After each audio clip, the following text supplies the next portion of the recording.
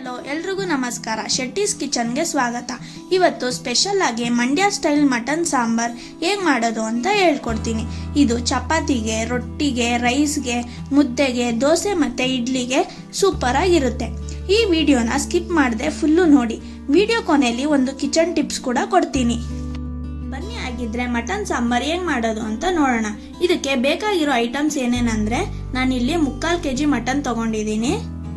ಹಸಿಮೆಣಸಿನ್ಕಾಯಿ, ಶುಂಠಿ ಬೆಳ್ಳುಳ್ಳಿ, ಈರುಳ್ಳಿ, ಟೊಮೆಟೊ, ಕೊತ್ತಂಬರಿ, ತೆಂಗಿನ ಚೂರು ಮತ್ತೆ ಫ್ರೈ ಮಾಡಿರೋ ಅಕ್ಕಿ ಮತ್ತೆ ಗಸಗಸೆ, ಚಕ್ಕೆ, ಲವಂಗ, ಮೆಣಸು, ಸೋಂಪು, ಒಣಮೆಣಸಿನ್ಕಾಯಿ, ಮಟನ್ ಮಸಾಲ, ಅರಿಶಿನ ಮತ್ತೆ ಗರಂ ಮಸಾಲ. ಈಗ ಒಂದು ಮಿಕ್ಸಿ ಜಾರ್ಗೆ 1 ಕಪ್ ತೆಂಗಿನ ಚೂರು, 1 ಬೌಲ್ ಈರುಳ್ಳಿ, 1 ಮೀಡಿಯಂ ಸೈಜ್ ಟೊಮ್ಯಾಟೊ, ಶುಂಠಿ ಬೆಳ್ಳುಳ್ಳಿ ಇದು ಸ್ವಲ್ಪ ಜಾಸ್ತಿನೇ ಹಾಕೊಳ್ಳಿ,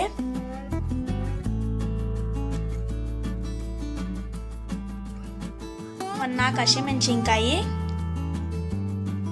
ಸ್ವಲ್ಪ ಕೊತ್ತಂಬರಿ,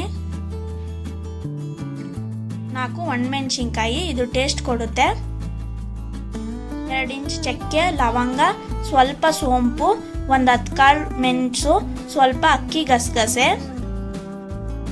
2 ಸ್ಪೂನ್ ಮಟನ್ ಸಾಂಬಾರ್ ಪುಡಿ ಇದು ಮನೆಯಲ್ಲೇ ಮಾಡಿರೋದು,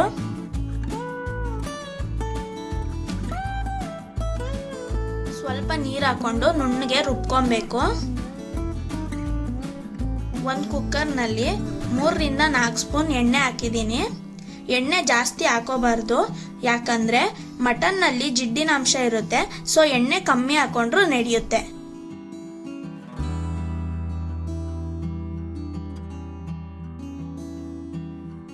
ಎಣ್ಣೆ ಬಿಸಿ ಆದಮೇಲೆ 1 ಮೀಡಿಯಂ ಸೈಜ್ ಈರುಳ್ಳಿ ಹಾಕಿ ಕೆಂಪಗೆ ಹುರ್ಕೋಬೇಕು.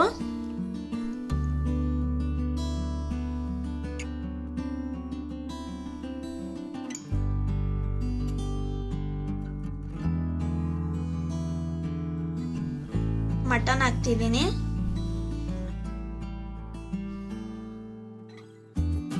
ಸ್ವಲ್ಪ ಫ್ರೈ ಮಾಡ್ಕೋಬೇಕು.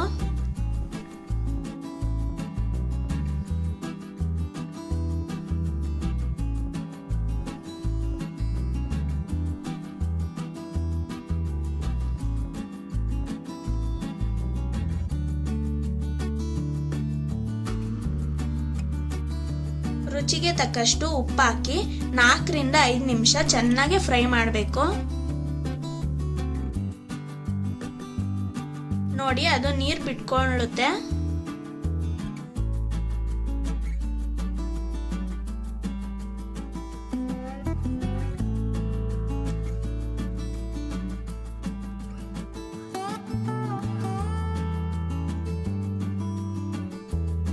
ನೀರೆಲ್ಲ ಬಿಟ್ಕೊಂಡ್ಮೇಲೆ ಸ್ವಲ್ಪ ಅರಿಶಿನ,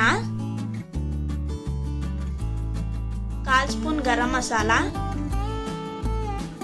1 ಸ್ಪೂನ್ ಮಟನ್ ಮಸಾಲ ಹಾಕ್ತಿದ್ದೀನಿ. ಇದನ್ನ ಚೆನ್ನಾಗಿ ಫ್ರೈ ಮಾಡ್ಕೋಬೇಕು. ಅದು ನೀರಿನ ಅಂಶ ಎಲ್ಲ ಹೋಗಿ ಡ್ರೈ ಆಗೋ ತನಕ ಫ್ರೈ ಮಾಡ್ಕೊಳ್ಳಿ.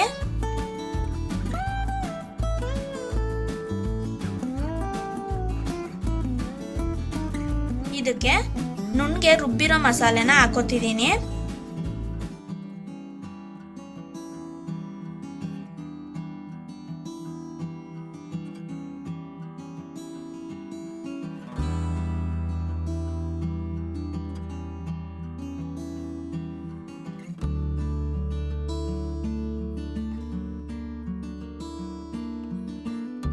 ನಿಮಗೆ ಎಷ್ಟು ಕ್ವಾಂಟಿಟಿ ನೀರು ಬೇಕೋ ಅಷ್ಟು ಹಾಕೊಬೇಕು. ಮಟನ್ ಸಾಂಬಾರು ಸ್ವಲ್ಪ ತೆಳ್ಳಗಿದ್ರೇನೆ ಚೆನ್ನಾಗಿರುತ್ತೆ. ಮುದ್ದೆಗೆ ತೆಂಗಿನಕಾಯಿನ ಕಮ್ಮಿ ಹಾಕೊಂಡಿದ್ದೀನಿ, ಯಾಕಂದರೆ ಜಾಸ್ತಿ ಹಾಕಿದ್ರೆ ಸಾಂಬಾರು ಗಟ್ಟಿ ಆಗುತ್ತೆ ಮತ್ತು ಸಪ್ಪೆ ಹೊಡೆಯುತ್ತೆ. ಈಗ ಕುಕ್ಕರ್ ಲಿಡ್ನ ಕ್ಲೋಸ್ ಮಾಡಿ ಒಂದು 3ರಿಂದ 4 ವಿಜಿಲ್ ಕೂಗಿಸ್ಕೋಬೇಕು. ಇದು ಎಳೆ ಮಟನ್ ಆದರೆ, ಇಲ್ಲ ಬಲ್ತಿರೋ ಮಟನ್ ಆದರೆ 5ರಿಂದ 6 ವಿಜಿಲ್ ಕೂಗಿಸ್ಕೊಳ್ಳಿ.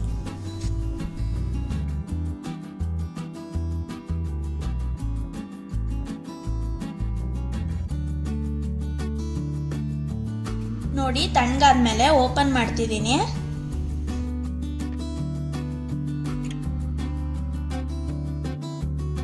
ಎಷ್ಟು ಚೆನ್ನಾಗಿ ಬಂದಿದೆ ನೋಡಿ, ಘಮ ಘಮ ಅಂತ ವಾಸನೆ ಬರ್ತಿದೆ.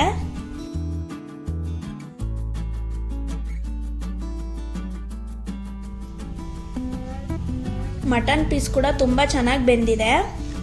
ಇದನ್ನು ಚಪಾತಿಗೆ, ಅನ್ನಕ್ಕೆ, ಮುದ್ದೆ ಜೊತೆ ತಿಂದರೆ ತುಂಬ ಚೆನ್ನಾಗಿರುತ್ತೆ.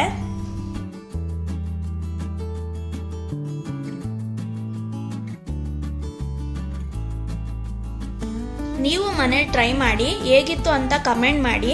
ನಮ್ಮ ಚಾನಲ್ನ ಸಬ್ಸ್ಕ್ರೈಬ್ ಮಾಡಿ, ಪಕ್ಕದಲ್ಲಿರೋ ಬೆಲ್ ಬಟನ್ನ ಪ್ರೆಸ್ ಮಾಡಿ. ಸೊ ಹೊಸ ರೆಸಿಪಿದು ನೋಟಿಫಿಕೇಶನ್ ಬರುತ್ತೆ. ವಿಡಿಯೋ ಇಷ್ಟ ಆಗಿದ್ರೆ ಲೈಕ್, ಶೇರ್, ಕಮೆಂಟ್ ಮಾಡಿ.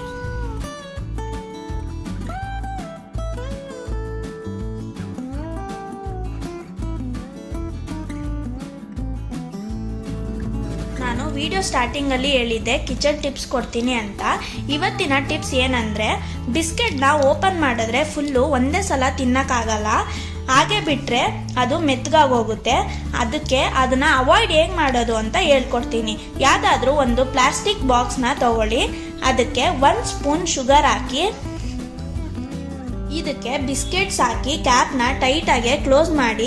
ಈ ಥರ ಮಾಡೋದ್ರಿಂದ ಬಿಸ್ಕೆಟ್ಸು 15 ದಿನದ ತನಕ ಚೆನ್ನಾಗಿರುತ್ತೆ. ಹೋಪ್ ನಿಮಗೆ ಈ ಟಿಪ್ ಇಷ್ಟ ಆಗಿದೆ ಅಂತ ಅನ್ಕೋತೀನಿ. Thank you.